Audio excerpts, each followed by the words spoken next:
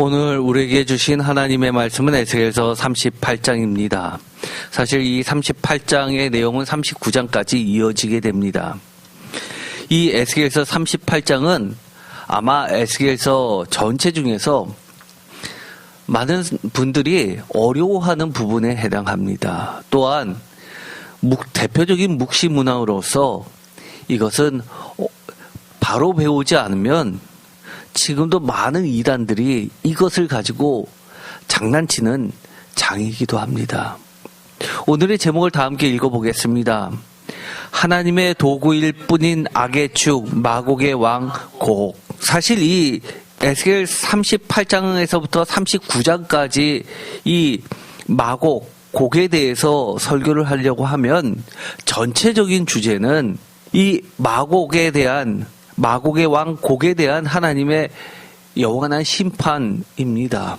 그런데 길기 때문에 오늘은 우선적으로 이 마곡의 왕 곡에 대해서 그 정체가 무엇이냐라고 했을 때 하나님의 도구로 쓰여지는 악의 축이란 것을 명확하게 말씀드리고자 합니다. 이런 개념이 없으면 정말 하나님 말씀을 온전히 따르려고 하는 하나님의 백성들을 어지럽게 사탄이 이용하는 경우가 많기 때문입니다.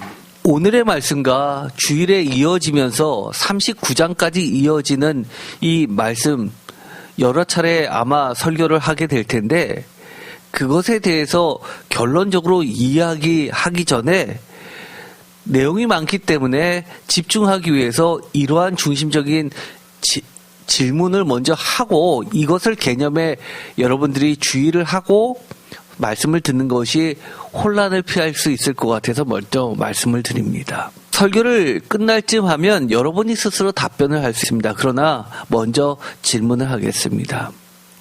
의인 또는 하나님의 백성들이 겪는 고통의 의미는 무엇일까? 라는 겁니다. 의인이라는 것은 예수님을 포함해서 생각을 해야 맞겠죠. 그 구체적인 내용으로 첫 번째, 이 의인이 받게 되는 그 고통의 의미는 심판일까요? 아니면 두 번째 하나님의 훈련, 단련일까요? 세 번째 아니면 하나님도 아니고 사탄의 공격에 의한 시험일까요? 이런 거를 염두에 두고 이 말씀을 들으면 좋을 듯 합니다. 어쨌든 간에 하나님의 백성들은 고통을 겪습니다. 현실적으로요. 그런데 그것이 이 하나님의 백성의 죄악의 결과로서 하나님이 하나님의 백성을 심판하는 것이냐? 그럴 수도 있고 안 그럴 수도 있죠.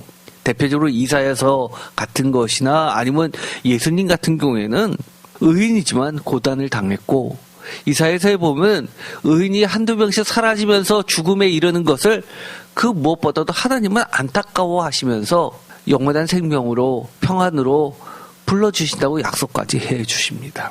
또한 선지서들을 보면 하나님의 백성의 잘못된 죄악의 결과로서 하나님이 심판하시는 경우도 굉장히 많이 있죠. 이런 것들을 다 구분해서 우리가 살펴보아야 합니다. 두 번째, 하나님이 훈련하시는 걸까요? 단련시키시는 걸까요? 대표적으로 이런 것들이 있죠. 은을 재련하듯이 불순물을 제거하듯이 하나님의 백성들을 정금같이 나오게 하기 위해서 대표적으로 욥 같은 경우죠. 또는 베드로서 같은 경우에도 그런 이야기를 합니다. 하나님께서 훈련시키시면서 정말 정금 같은 믿음, 깨끗한 백성으로 거듭나게 하는 과정이실까요? 세 번째는 사탄의 공격일까요? 원인도 모르지만 까닭없이 시험을 받는 경우들이 있습니다. 물론 이것은 첫 번째, 내가 잘못해서 겪게 되는 여러 가지 곤란과는 구분해야 되는 것이죠. 두 번째 질문, 하나님은 하나님의 백성을 심판 또는 훈련 또는 단련시키실 때 또는 사탄의 공격으로 시험을 받을 때, 물론 시험을 받는 것도 허락하시는 분은 하나님의 주권 속에 있는 하나님이십니다. 그런데 이 사탄의 공격을 받을 때 왜 하나님께서는 악인까지도 들어 사용하시는가입니다. 우리가 여러 가지 고난을 당합니다. 그러면 예를 들어서 나보다 더 깨끗한 사람, 나보다 흠없는 사람한테 야단을 맞으면 덜 억울하죠. 덜 창피하죠. 그런데 누가 보더라도 최악질인 이들에 의해서 내가 벌을 받는다고 생각하면 억울할 겁니다.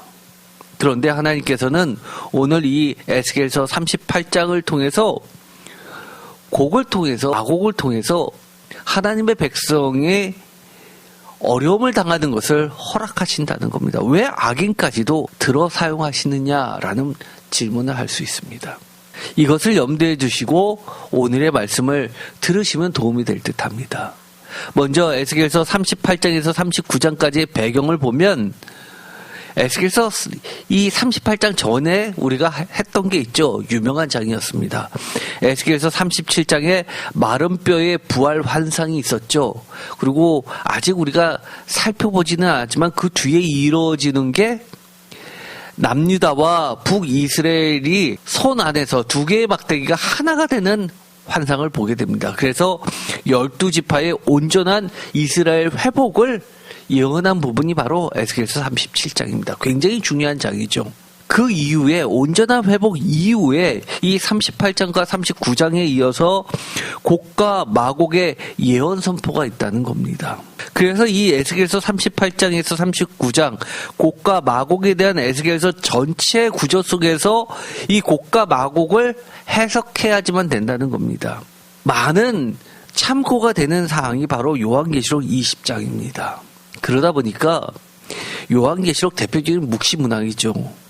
에스겔서에서도 예언서라고 하지만 그 안에는 여러 가지 장르가 들어가 있었는데 이 대표적으로 38장, 39장은 묵시 문학에 들어갑니다. 그래서 이 38장과 39장의 곡과 마곡에 대한 이야기를 요한계시록 20장에 있는 것과 같이 해석하는 학자들도 많고 또 이단들도 많이 있습니다.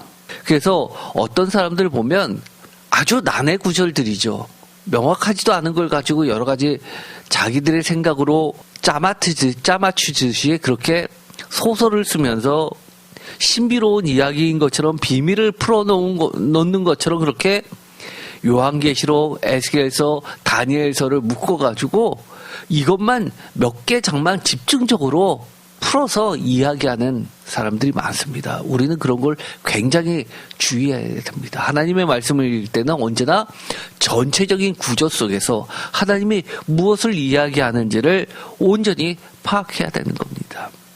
요한계시록 20장에는 부활한 성도들이 흔히 이야기하는 천년왕국, 그 기간이 끝나고 나서 무적행에서 나온 사탄의 최후 전쟁이 나오는 장입니다. 그래서 이걸 갖고 많이 이야기하죠. 왜 천년왕국이라는 그렇게 회복된 상태가 끝나는 걸로 마무리되는 것이 아니라 다시 최후의 전쟁을 벌여야 되느냐, 사탄이 왜 또 그렇게 괴롭히는 환란의 기간이 있어야 되느냐, 많이 논란을 합니다. 마찬가지로 이 38장, 39장에 있는 곡과 마곡에 대한 예언, 특히 마곡이 연합군을 이끌고 이스라엘을 치러 올라와서 벌이는 이 전쟁은 마치 아마겟돈 전쟁처럼 최후의 전쟁을 연상시키는 그런 모습이 그려지고 있다는 겁니다. 다 회복됐는데 그걸로 끝났으면 좋은데 왜 이런 일이 또 벌어지냐는 겁니다. 예를 들어서 에스겔서 20장 1절, 또 내가 봄에 천사가 무적행은 뭡니까? 없을 문자에다 낮을 저자에서 갱은 갱도 같은 것이죠. 감옥같이 갇혀져 있는 곳입니다. 아주 끝도 없이 지하 세계에 내려있는 지옥 같은 곳, 이 천사가 무적행의 열쇠와 큰 쇠사슬을 그의 손에 가지고 하늘로부터 내려와서 2절 용을 잡으니 곧 옛뱀이요 마귀요 사탄이라 잡아서 1000년 동안 결박하여 3절 무적행에 던져놓고 잠그고 그 위에 임복하여 1000년이 차도록 다시는 만국을 미혹하지 못하게 하였는데, 이렇게 해서 천년왕국이 시작이 됩니다. 그런데 그 후에는 반드시 잠깐 노일이라 라고 하면서 에스겔서 20장 7절에 보면 천년이 참해 사탄이 그 옥에서 놓여 8절 다 같이 읽겠습니다.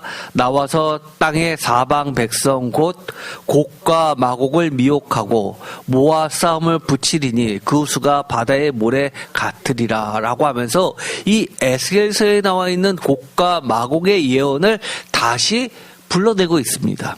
그러면서 9절에 그들이 지면에 널리 퍼져 성도들의 진과 사랑하시는 성을 두루매 하늘에서 불이 내려와 그들을 태워버리고 10절 다 같이 읽겠습니다.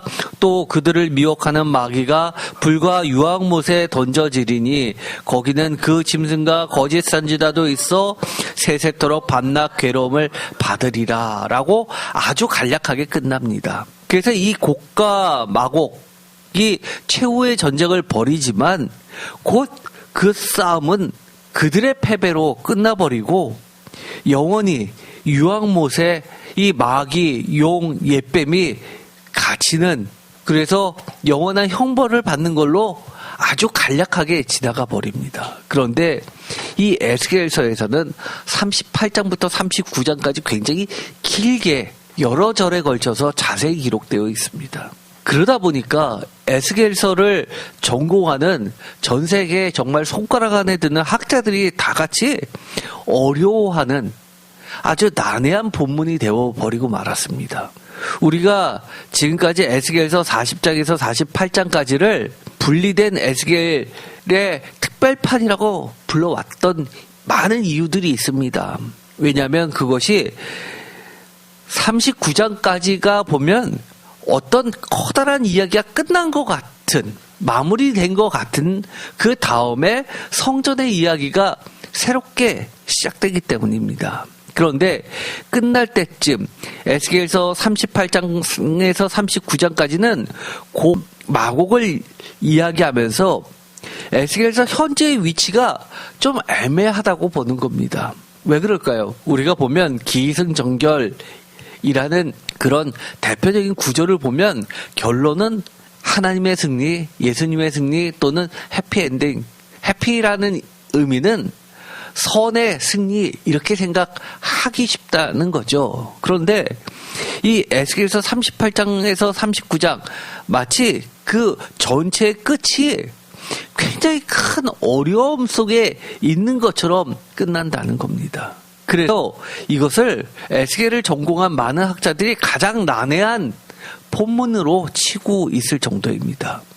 논리적 순서로 따진다면 38장에서 39장은 회복을 다루는 단원인 34장에서 37장 앞에 위치해 있어가지고 마치 논리전개상 이런 마지막 그렇게 곡과 마곡의 전쟁 이야기가 끝나고 나서 그들이 최종 심판을 받고 나서 완전한 회복, 마른 뼈가 살아나고 이스라엘이 회복되고 그리고 12지파가 온전히 회복되는 그런 이야기로 마무리되면 좋은데 그 순서가 뒤바뀌어져 있다고 보여진다는 겁니다. 또 한 가지 이유는 이 곡과 마곡의 이야기를 보면 특별히 7편의 정형구가 들어가 있습니다. 주 여호와가 말씀하신다가 정형구라고 말씀을 드렸죠. 그런데 그것이 7편의 말씀들로 구성되어 있습니다. 38장 1절에서 9절, 10절에서 13절, 14절에서 16절, 17절에서 23절, 39장 1절에서 16절, 17절에서 24절, 25절에서 29절. 그렇기 때문에 이것 자체가 38장에서 39장까지가 그것이 전체적으로 이어지는 것이라기보다도 곡과 마곡에 관련된 것만 따로 모아놓은 듯한 인상을 준다는 겁니다. 그리고 특별히 38장 17절에 보면 예전의 예언자들을 통해서 하나님께서 여러 차례 오랫동안 말씀하셨다는 내용이 들어가 있어서 이것은 다른 데 녹아 들어가서 이렇게 적절한 위치에 흩어져 있는 것이 오히려 적합해 보인다는 겁니다. 예를 들어 17절을 읽어보겠습니다. 주 여호와께서 이같이 말씀하셨느니라. 내가 옛적에 내 종 이스라엘 선지자들을 통하여 말한 사람이 내가 아니냐. 그들이 그때 여러 해 동안 예언하기를 내가 너를 이끌어다가 그들을 치게 하리라 라고 했던 부분이 있기 때문에 이렇게 여러 선지자를 통해서 여러 해 동안 다양하게 얘기했었던 것을 다 이렇게 모아놨다는 인상을 주고 있기 때문입니다. 특별하게 이것은 마치 또 다른 부록편 같은 느낌이 든다는 겁니다. 그런데 우리가 언제나 어떻게 했죠? 지금 우리 손에 주어져 있는 성경책의 완성본대로 우리가 하나님의 말씀을 이해하는 것이 그게 하나님의 뜻입니다. 그래서 이 상태, 최종 본문의 형태대로 해서 하나님이 우리에게 주시려는 뜻이 무엇인지를 보는 것이 우리들의 첫 번째 과제고 학자들의 의무사항입니다. 일반인들은 잘 모르기 때문에 많은 연구와 기도와 자료들을 통해서 그들이 밝혀내는 사명들이 있는 것이죠. 또한 목사는 다른 것이 아니라 그들의 의견을 종합해서 신앙의 틀에서 그것을 녹여내서 그것을 성도들에게 올바로 가르쳐줘야 된다는 겁니다. 마치 이것이 무슨 비밀스러운 이야기, 자기만이 깨달은 것처럼 해서 그렇게 성도를 호도하거나 미혹시키는 이단의 역할을 해서는 안 된다는 겁니다.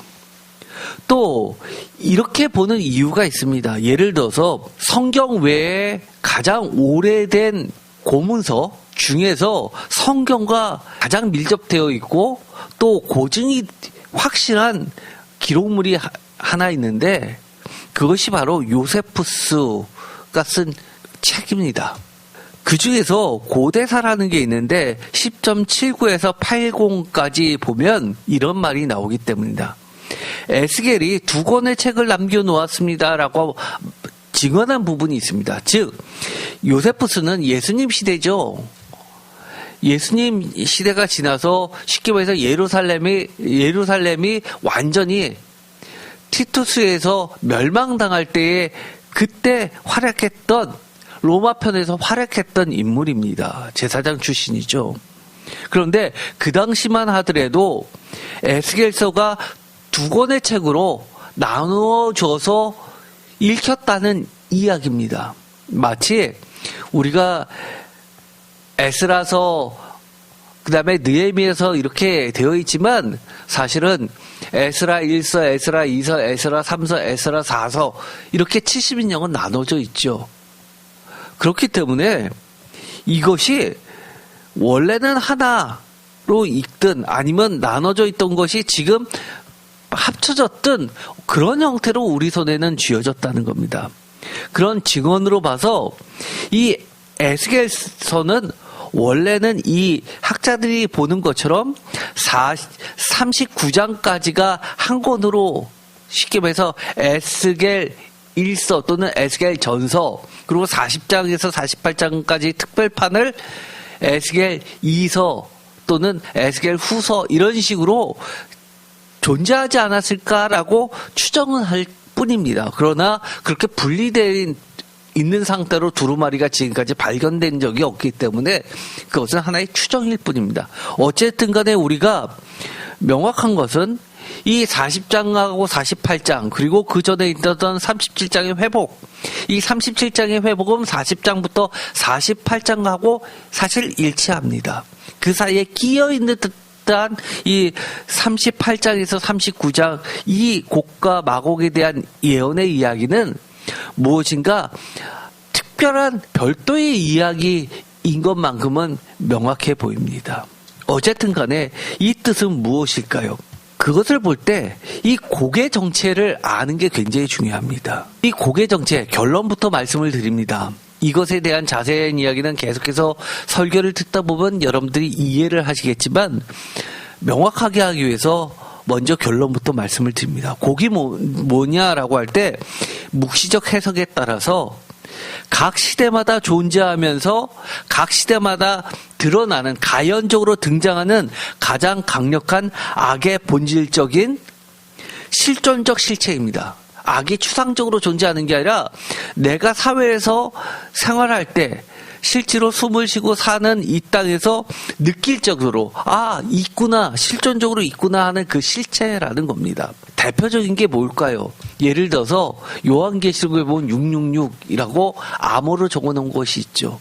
네로 황제를 나타낼 수도 있고 도미티안 황제로 볼 수도 있다라고 말씀을 드렸습니다. 왜냐하면 도미티안 황제 같은 경우에는 네로의 환생으로 불렸던 왕이고 기독교 박해에서 가장 극렬했던 악의 축이라 불렸던 사람이 네로 황제, 도미티안 황제 같은 인물들이었기 때문입니다. 황제 숭배 사상을 강요하면서 자기가 신의 아들 구세주라고 자칭했던 인물입니다. 바로 네로와 이 도미티안처럼 악의 가장 축예되는 가장 강력한 각 시대의 실존적 악의 축을 총칭할 때 666이라 불렀던 것처럼 그런 존재라고 하는 것이 모든 유명한 학자들의 중론입니다.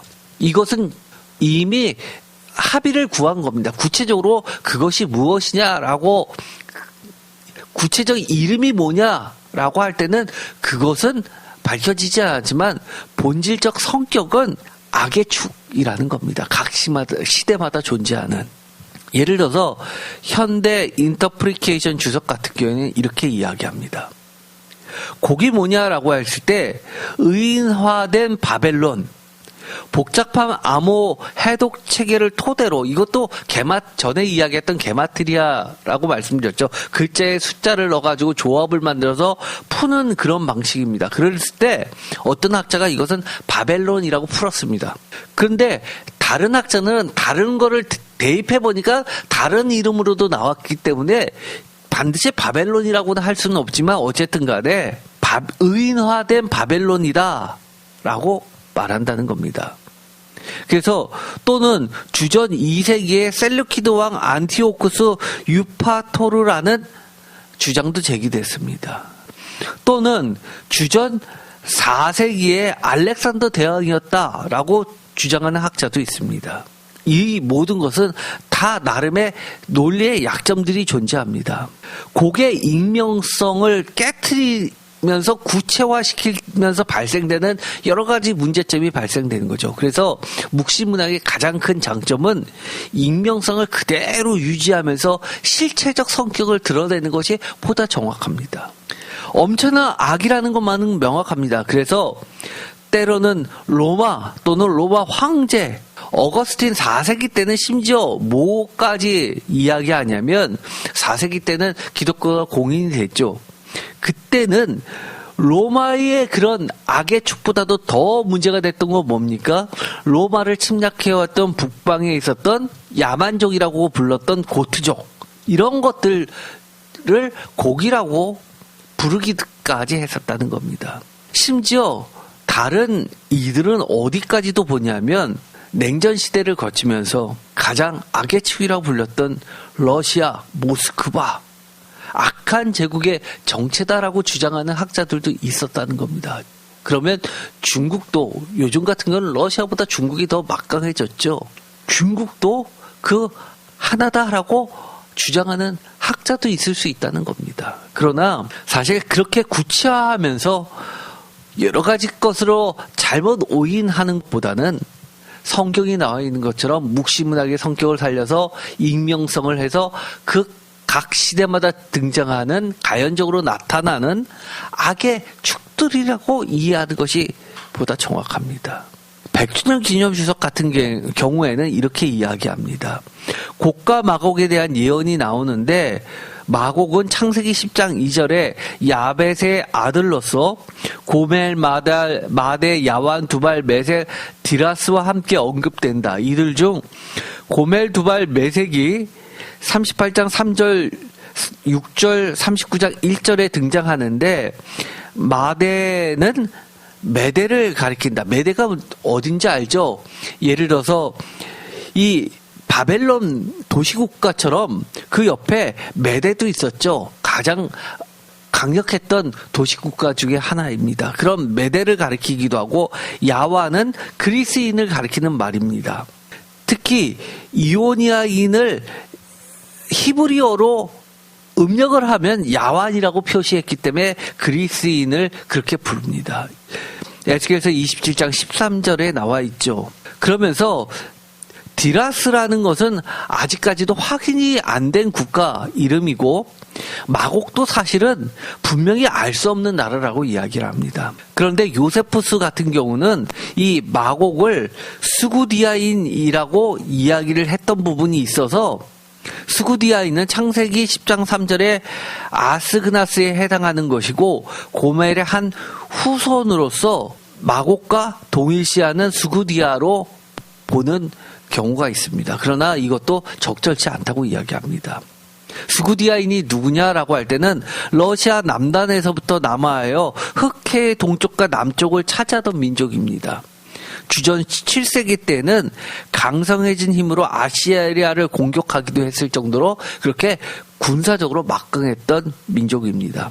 곡이 뭐냐라고 할 때 곡도 굉장히 어렵다는 거죠. 명확하지 않다는 겁니다. 그래서 바벨론을 가리키는 묵시적 가명, 예를 들어 스구디아인은 구약의 적그리스도, 흑암을 가리키는 수메르어 국을 바탕으로 해서 그렇게 암호로 얘기했다는 겁니다. 예를 들어서 로마를 베드로전서 같은 경우에는 바벨론의 교회라고 이야기하는 것처럼 그렇게 암호처럼 썼다는 거죠. 그 다음에 이 국이란 이름은 또 신화적 인물로도 추정합니다. 주전 660년경에 리디아 왕 기게스, 고레스의 장군 중에 한 사람인 가가이아라는 인물로 보기도 하고 알렉산더 대왕 또는 안티오쿠스 에피파네스의 아들인 안티오쿠스 유파토르로 보는 학자도 있고요. 요한계시록 13장 18절에 짐승의 숫자인 666 등으로도 보는 사람들도 있습니다. 어쨌든 간에 이 곡은 메섹가 두발 27장 13절에 나오는 이 메섹가 두발 도갈마 족속 27장 14절에 나오고요. 27장 11절에 고멜과 함께 북쪽에서 내려오는 적을 가리키는 것만은 명확합니다. 또 마곡 땅에 있는 곡이 로스와 메섹의 두발 왕이라 하는 표현을 봐서 로스를 하나의 지명으로 이해하든 아니면 우두머리라는 의미로 해석해서 최고의 왕, 우두머리 왕으로 번역하든 각각에 따라서 의미가 달라질 수도 있다는 겁니다. 예를 들어서 불가타 역도 그렇고요. 그래서 이 로스조차도 알 수 없다는 거죠. 또 두발과 메섹은 소아시아의 지명이기도 합니다. 손병현 같은 학자는 보다 여러 가지 학자들의 의견을 잘 정리를 좀 해놨습니다. 그래서 한 개인을 이야기하는 경우도 있지만 어쨌든 간에 이것은 한 제국이었을 것으로 보고 주전 400년대 고레스가 페르시아 제국을 통치할 때 그 제국의 군대 장관이었다고 주장하는 학자는 메셀이라는 학자고요. 고고 메소포타미아 신화에 등장하는 정갈 형태를 한 사람 그레스만 같은 학자가 주장했고요. 우가리 신화에 등장하는 신 가가를 뜻하기도 한다. 그러면서 바벨론 왕 느부갓네살이다라고 다르라는 학자는 주장했고, 그리고 헬라 제국과 알렉산더 대왕이라고 주장하는 학자들도 예를 들어 토레이라든지 브라우니 같은 학자는 주장했다고 정리를 쭉 학자마다 견해를 정리해놨습니다. 그러면서 결론적으로는 이 모든 것은 잘 알 수 없고 어쨌든 간에 곡은 수메르어로 어둠을 뜻하는 말이기 때문에 어느 정도 의인화해서 하나님의 창조를 위협하는 혼돈으로 해석해야 된다라고 하면서 이것을 하나의 악의 세력으로 규정하고 있습니다. 저는 이것에 대해서 악의 축이다라고 하는 것이 가장 강력한, 예를 들어 혼자만 강력한 게 아니라 온갖 악들을 다 동원해서 연합해서 그 중에서 우두머리 역할을 하는 악의 축으로 보는 것이 가장 정확합니다. 왜냐하면 이 에스겔서 38장에도 보면 하나님께서 뭐라고 이야기하시냐면 너가 명령을 받고 여러 사람들을 불러내서 우두머리가 되라 라고 하는 부분이 나오기 때문입니다. 그래서 악의 축이라는 말이 가장 정확할 것 같습니다. 또 한 가지 이 본문에서 조금 더 기억해야 될 것은 요한계시록 20장과의 관계를 살펴볼 필요가 있습니다. 왜냐하면 아까도 20장을 읽었지만 무적행 속에 있는 그 용 사탄이 다시금 풀려나와서 부활한 성도들이 그리스도와 함께 세상을 다스리게 된 천년왕국을 다시금 공격하는 악의 세력으로 등장하고 있기 때문입니다. 그런데 오늘 이렇게 여러 가지 학자들의 의견을 종합했을 때 오늘의 말씀 에스겔서 38장을 해석하면 이렇습니다. 에스겔서 38장에서 이야기하는 마곡 땅에 있는 왕, 곧 고개계라고 2절에 되어 있는 이 곡은 뭐냐라고 했을 때 여러분의 성경책에도 이 작은 주석이 달려있죠. 표제어처럼 하나님의 도구 곡이라고 되어 있을 겁니다. 즉 곡은 마곡 땅에 있는 왕 곡은 하나님의 도구로 쓰였던 악의 축입니다. 1절 여호와의 말씀이 내게 임하여 이르시되 2절 인자야 너는 마곡 땅에 있는 로스와 메섹과 두발 왕 곧 고객의 얼굴을 향하고 그에게 예언하여 마곡 땅이 지금 정확하게 어딘지도 모르죠. 아까 로스는 지역 이름으로 보든 아니면 로시 해가지고 우두머리로 보든 그거는 번역본마다 다 틀리게 나옵니다. 3절 이르기를 주 여호와께서 이같이 말씀하시기를 로스와 메섹과 두발왕 고가 내가 너를 대적하여 4절 너를 돌이켜 갈고리로 내 아가리를 꿰고 너와 말과 기마병고 내 온 군대를 끌어내되 완전한 갑옷을 입고 큰 방패와 작은 방패를 가지며 칼을 잡은 큰 무리와 5절 그들이 함께한 방패와 투구를 갖춘 바사는 페르시아죠. 구스는 북아프리카에 있었던 나라죠. 애굽 밑에 있었던 나라입니다. 구스와 북과 6절 고멜과 그 모든 때와 북쪽 끝에 도갈마 족속과 그 모든 때 곧 많은 백성의 무리를 너와 함께 끌어내리라 라는 말씀이 나옵니다. 여기서 보면 하나님께서 마곡 땅에 있는 왕곡을 불러내는데 그것도 갈고리로 깨어서라고 이야기하면서 내가 너를 3절에 대적하여라고 말씀하시는 걸 봐서는 이 내가 너를 대적하여 또는 갈고리로 너를 꿰어 4절에 있는 것처럼 아가리를 꿰고라는 말을 빼면 마치 그동안 우리가 이사야서나 에스겔서에서 이야기했던 것처럼 하나님께서 이스라엘 백성들을 심판하기 위해서 북쪽 갈대아인들을 데려와서 이스라엘을 심판하시는 것처럼 남유다를 심판하시는 것처럼 보일 수 있다는 겁니다. 그런데 이 갈고리로 꿰어서 또는 내가 너를 대적하여라는 말을 넣음으로써 그들이 단순하게 침략하는 게 아니라 어떠한 목적을 가지고 하나님께서 그들을 이용하셨다는 것이 되는 겁니다. 이것은 이 38장과 39장을 이해하는 굉장히 중요한 키워드입니다. 그러면서 하나님께서는 계속해서 이야기를 하십니다. 이미 백주년 기념주석에서는 이미 회복된 37장에 회복된 이후에 이스라엘이 다시금 포로로 돌아와서 평안히 살고 있는데 이런 일이 벌어진 것에 대해서 굉장히 의아해하면서 그 뜻을 어떻게 해석하냐면 하나님이 도구로 쓰셨다고 주석을 달고 있습니다. 창세기 10장에 보면 노아의 아들들 이야기가 나오죠. 1절 노아의 아들 셈과 함과 야벳의 족보는 이러하니라. 홍수에 그들이 아들을 낳았으니 2절 셈, 함, 야벳이 있죠. 근데 야벳의 아들은 고멜이 나오죠. 마곡과 마대와 야완과 두발과 메섹과 디라스요. 여기서 보면 마곡도 나오고요, 야완도 나오고요, 두발도 나오고, 메섹도 나오고, 마대도 나오고, 디라스도 나옵니다. 에스겔서에 다 등장하죠.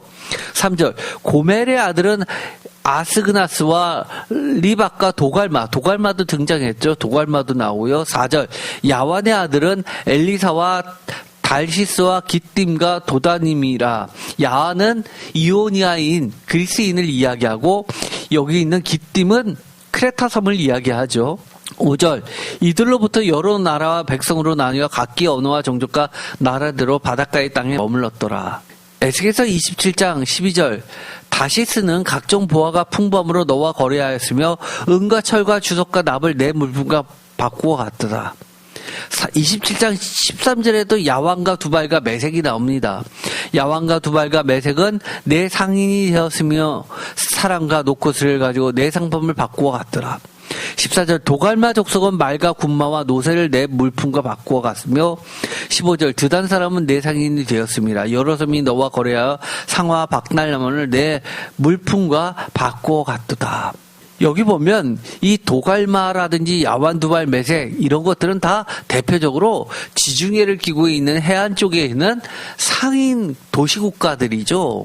창세기 10장 6절에 보면 함의 아들도 나오죠. 구스와 미스라임과 북과 가나안. 함의 자손은 구스와 이집트와 리비아와 가나안이다. 미스라임이 리비아입니다. 7절 구스의 아들은 스바와 하왈라와 삽다와 리아미와 삽드가요. 8절 구스가 또 니므롯을 낳았으니 그는 세상의 첫 용사라. 9절 그가 여호와 앞에서 용감한 사냥꾼이 되었으므로 속담에 이르기를 아무는 여호와 앞에 니므롯같이 용감한 사냥꾼이로다 하더라. 10절 그의 나라는 신할 땅의 바벨과 에렉과 아깝과 갈라에서 시작되었으며 11절 그가 그 땅에 아수르로 나아가 니느웨와 로보딜과 갈라와 및 니느웨와 갈라 사이에 레센을 건설하였으니 이는 큰 성읍이라. 미스라임은 루딤과 아나밈과 르압임과 납디힘과 14절 바도루심과 가슬루힘과 갑도라스를 낳았으니 가슬루힘에게서 블레셋이 나왔더라. 이렇게 되어 있어서 여러 민족들이 나오는데 이처럼 에스겔에서는 그 많은 이방 국가, 특히 해안에서 상인들 중심으로 철기 문화를 가지고 압도적인 힘을 가지고 있는 그런 자들이 다 악과 하나가 되어 이스라엘 백성을 공격하는 악의 연합군들이며 하나님은 그들을 심판의 도구로 사용하고 있다는 겁니다. 그러면서 에스겔서 38장 7절 너는 스스로 예비하되 너와 내게 모인 무리들이 다 스스로 예비하고 너는 그들의 우두머리가 될지어다. 우두머리 악의 축이라는 얘기죠. 8 여러 날 후 곧 말년에 내가 명령을 받고 그 땅 오래 황폐되었던 이스라엘 산에 이르니 그 땅 백성은 칼을 벗어나서 여러 나라에서 모여 들어오며 이방에서 나와 다 평안히 거주하는 중이라. 여기 보면 이스라엘은 이미 칼을 벗어나서 여러 나라에서 모여들어서 이방에서 나와 다 평안히 거주하는 중이라고 하는 것은 바벨론 포로 이후를 이야기하는 것 같습니다. 그런데 하나님께서 그에게 명령하니까 9절 내가 올라오되 너와 내 모든 때와 너와 함께한 많은 백성, 아까 그 악의 연합군들이죠. 그들이 광분같이 이루고 구름같이 땅을 덮으면서 마지막 전쟁을 치르는 것 같습니다. 에스겔서 38장 10절 그런데 이 10절에 보면 그들이 치러 와서 이 하나님의 백성들을 치던데 그것도 평안히 거주하는 평화의 백성들을 치던데 하나님이 명령해서 그렇게 치는데 도구로 삼아서 그 역할을 하는데도 불구하고 하나님이 10절에 중요한 말씀을 하십니다. 그들의 죄악을 꼬집습니다. 주여께서 이같이 말씀하셨느니라. 그날에 내 마음에서 여러 가지 생각이 나서 악한 꾀를 내어 11절 말하기를 내가 평원에 고을들로 올라가리라. 성벽도 없고 문이나 빗장이 없어도 염려 없이 다 평안히 거주하는 백성에게. 뭡니까? 평안히 거주하는 백성, 평화의 도시, 샬롬의 도시 예루살렘을 이야기하는 거죠. 12절 물건을 겁탈하며 노력하리라 하고 내 손을 들어서 황폐하였다가 지금 사람이 거주하는 땅과 여러 나라에서 모여서 짐승과 재물을 얻고 세상 중앙에 거주하는 백성을 치고자 할 때 세상 중앙 하나님이 계시는 세상의 중심에 거주하는 하나님의 백성들을 치고자 할 때 13절 스바와 드단과 다시스의 상인과 그 부자들이 내게 이르기를 내가 탈취하러 왔느냐 내가 내 무리를 모아 노력하고자 하느냐 은과 금을 빼앗으며 짐승과 재물을 빼앗으며 물건을 크게 약탈하여 가고자 하느냐 하리라. 즉 표준세 번역에 보면 이렇게 말합니다. 상인들과 스바와 드단과 다시스의 상인들과 젊은 용사들이 너를 비난할 것이다 라고 하면서 비난했던 목소리로 얘기한다는 겁니다. 내가 노략질이라 하려고 가는 것이냐고, 내가 강탈이나 하려고 군대를 동원하였느냐고, 은과 금을 탈취해 가려고 가축과 재산을 빼앗아 가려고 엄청난 전리품을 약탈해 가려고 원정길에 나섰느냐고 비난할 것이다. 그들이 이스라엘 백성들, 예루살렘을 하나님의 백성들, 성도들 침략하는 것 자체가 죄악이라는 겁니다. 비난받을 만한 죄라는 겁니다. 그러면서 에스겔서 38장 14절 인자야 너는 또 예언하여 고객에게 이르기를 주 여호와께서 이같이 말씀하시기를 내 백성 이스라엘이 평안히 거주하는 날에 내가 어찌 그것을 알지 못했느냐. 반문하시죠. 신문하시는 겁니다. 죄를 짓는 겁니다. 내가 어찌 그것을 알지 못하겠느냐. 이것을 보면 또 헷갈립니다. 하나님께서 명령해서 그렇게 도구로 써서 그렇게 하셨는데 왜 그것을 죄로 삼아서 신문하시냐는 겁니다. 15절 그 이유는 후에 말씀드리겠습니다. 내가 내 고국 땅 북쪽 끝에서 많은 백성 곧 다 말을 탄 큰 무리와 능한 군대와 함께 오되 16절 구름이 땅을 덮은 같이 내 백성 이스라엘 치러 오리라. 고가 끝날에 내가 너를 이끌어다가 내 땅을 치게 하리니 이는 내가 너로 말미암아 이방 사람의 눈앞에서 내 거룩함을 나타내어 그들이 다 나를 알게 하려 함이라. 이 말이 무슨 말입니까? 그들을 부르신 분도 하나님이시지만 불러서 어떻게 한다는 거예요? 그들을 한숨에 단번에 다 제거하시겠다는 겁니다. 이방 사람들의 눈앞에서 내 거룩함을 나타낼 것이다 라고 이야기합니다. 우리 생각에는 이런 전쟁이 없이 그들을 다 하나님께서 그들만을 데리고서 심판을 하시면 좋을 텐데 그 피해가 나한테 미치는 그런 전쟁의 상황까지 벌이시면서 왜 이런 일을 하실까? 사실 이해가 잘 안 가죠. 저보고 그 이유가 뭐냐라고 물어본다면 우리는 하나님께 매달려야 합니다. 왜 우리가 이렇게 고통을 겪어야 되죠? 죄악의 결과로 하나님의 심판을 받는 겁니까? 이 본문에서는 심판은 아닙니다. 그렇죠? 오히려 그들을 하나님께서 멸하시기 위해서 모든 악의 축을 중심으로 해서 악이란 악은 다 끌어모아가서 한 방에 처리하시려고 부르십니다. 두 번째, 단련일까요? 하나님의 백성이 단련? 그럴 수도 있겠죠. 예를 들어서 우리가 평안한 생활만이 계속된다면 우리의 신앙생활이 정글같이 변할까요? 불가능합니다. 인간은 악하기 때문에요. 그런데 우리가 보면 저도 신앙생활을 하면 제가 많은 고난을 겪을 때 하나님과 말씀과 씨름하면서 기도하면서 이겨내는 그 과정을 통해서 하나님을 더 깊이 알게 되고요. 제 믿음이 성숙되고 성장하는 것을 깨닫게 됩니다. 그러나 그 과정은 너무 어렵죠. 떨어져 나가는 사람도 있을 겁니다. 꼭 그래야만 될까요? 그런데 세상은요. 예수님께서도 비유로 말씀하셨지 씨 뿌린 자의 비유에서 씨가 모두 다 좋은 땅에만 뿌려지면 얼마나 좋습니까? 그런데 뿌렸는데 그렇지 않은 길바닥에도 뿌려지고요. 가시밭에도 뿌려집니다. 그것은 우리가 알 수 없죠. 하나님의 그 다양한 방법과 크신 생각을 우리는 다 알 수 없습니다. 그건 하나님의 절대 주권 속에 속합니다. 우리가 하나님을 다 알아야지만 구원받는다고 아니요. 그렇지 않아요.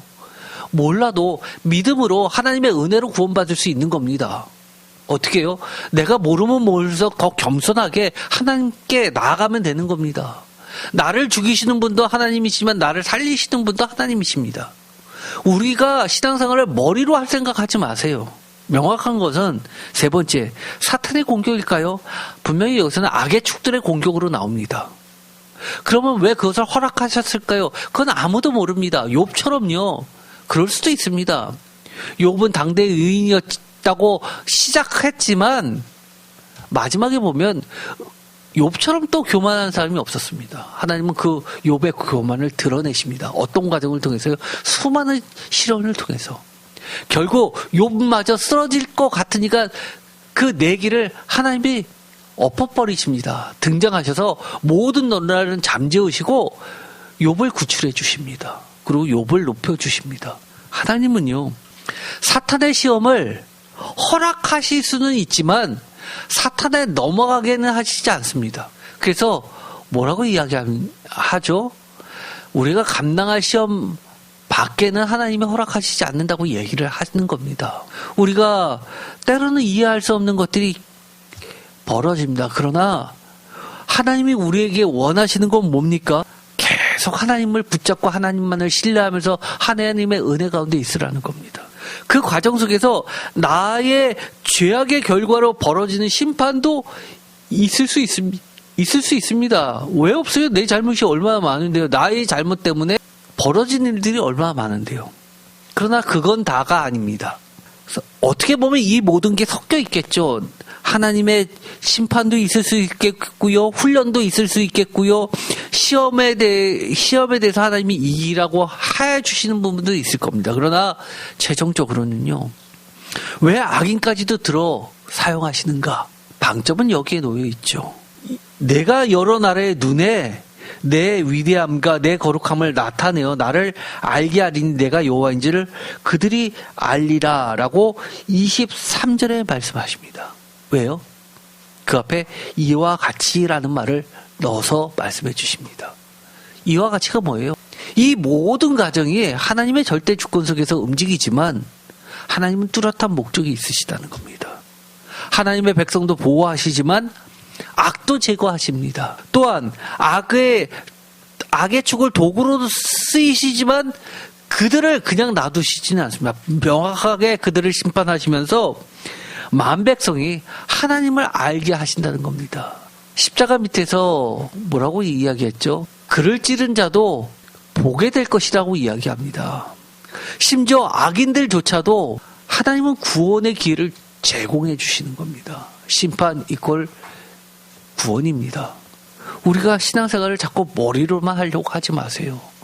하나님의 말씀만을 붙잡고 하나님의 신뢰하면서 믿음 안에서 영적인 삶을 해 나가야 되는 겁니다.